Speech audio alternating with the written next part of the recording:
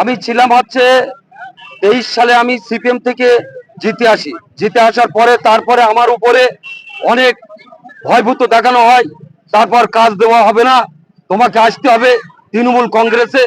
তারপর আমি সবাইকে নিয়ে কাজেরও ব্যাপার আছে, মানুষকে পরিষেবা দেওয়ার জন্য, মানুষকে কাজের সাথে, আমার জনগণের সাথে, আমার বুথের প্রত্যেকটা মানুষের সাথে আমার তৃণমূল কংগ্রেসে যোগ দিতে হয়েছিল।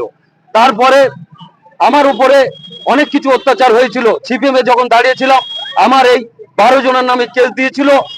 তারপর অনেক কিছু মোস্তান বাহিনী এনে এখানে বুথ দখল করার চেষ্টা করেছিল, আমার সঙ্গে পারিনি।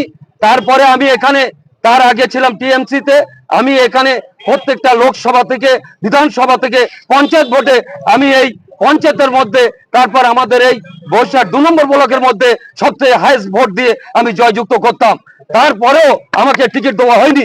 কেন? মানুষের আমি পরিষেবা দেই, অন্য কেউ পরিষেবা দিতে পারে না। এমন ভাবে পরিষেবা প্রত্যেকটা ডোর টু ডোর। আজকের একজন আমার এখানে মারা গিয়েছে, তাকে আমি এখান থেকে আমি নিজে তাকে কাঁধে নিয়ে আমার সে খাটে আমি তার বাড়ি নিয়ে গিয়েছি। আমার পরিষেবা এমনই হয়। আজকের উদাহরণ, প্রত্যেকটা বাড়িতে গিয়ে আমি প্রত্যেকটা ডোর টু ডোর পরিষেবা দেই। জয়েন করলেন কেন?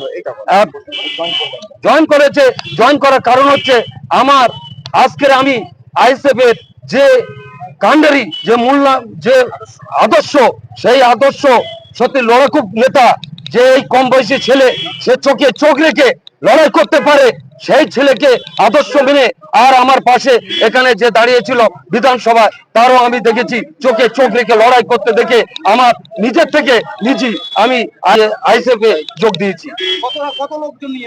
আমি আজকের 700 লোক নিয়ে এখানে যোগ দিয়েছি। আমার বিরুদ্ধে, হ্যাঁ, আমার অবশ্যই থাকবে বিজেপির বিরুদ্ধে। আমি প্রত্যেকটা অঞ্চল জুড়ে আমি লড়াই করব, আমার ইচ্ছা। প্রত্যেকটা আমাদের বিধানসভা জুড়ে আমার লড়াই করতে ইচ্ছা আছে।